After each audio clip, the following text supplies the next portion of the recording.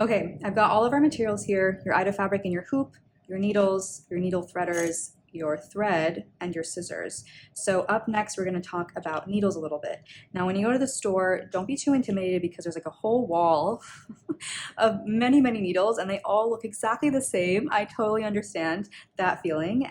So for the purposes of our course, we're gonna be using tapestry needles. Tapestry, I'm not really sure how you say it, but we're gonna be using tapestry needles.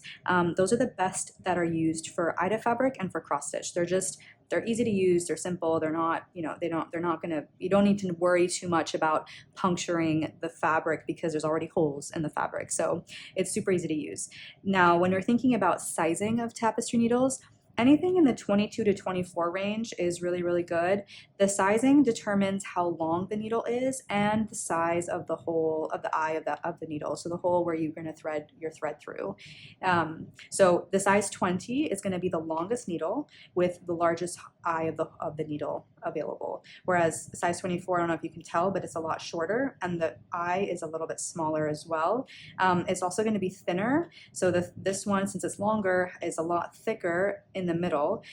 Because we're using Aida fabric, it's not going to make a difference. I think it's just when you're thinking about embroidering on other types of fabrics, that's when you're going to have to start thinking about using different size needles or different types of needles. So there's a variety, and they also will determine kind of what type of stitching you're doing. There are sashiko needles, which are for sashiko stitching.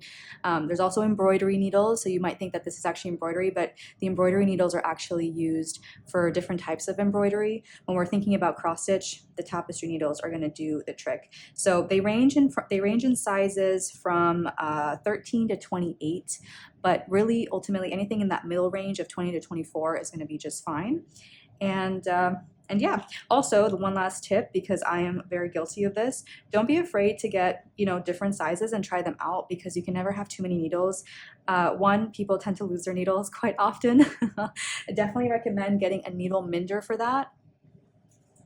So a needle mender is essentially just a really strong magnet that you can put your needle on. I get mine, which is Tatreez inspired from Tatreezing on Etsy. And so basically the way you'll use it is it's a very strong magnet. You can literally put one side of the magnet on one side and then that way you have it available whenever you need it and you'll never lose your needle if you put it on here because the magnet is so strong that it's just not going to go anywhere.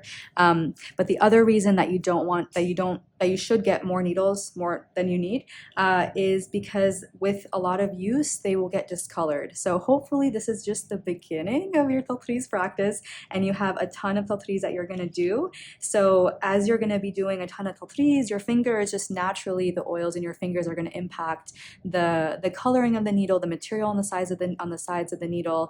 And so I'm very guilty of this. So I will use the same needle forever. And then I'll notice one day that it has become black because of use from the natural oils of my fingers. So that's when it's time to throw out that needle and get a new one. So don't be afraid of getting multiple, try different sizes. You can try them out and it's not going to be, it's not that big of a deal. So anyways, long story short, aim for a tapestry needle between sizes 20 to 24 and you'll be good to go on the needle front.